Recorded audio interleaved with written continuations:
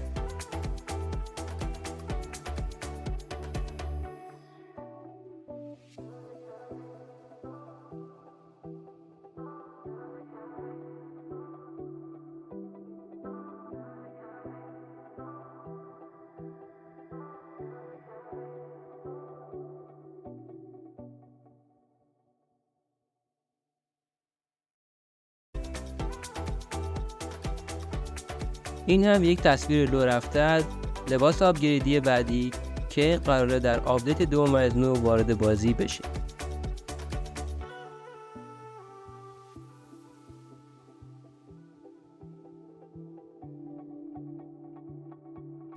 و این هم چیزی که همتون منتظرش بودید، گان آپگریدی بعدی جعبه طلایی. این مینی 14 یخی است که به صورت 100% تایید شده و در جعبه طلایی بعدی خواهیم داشت.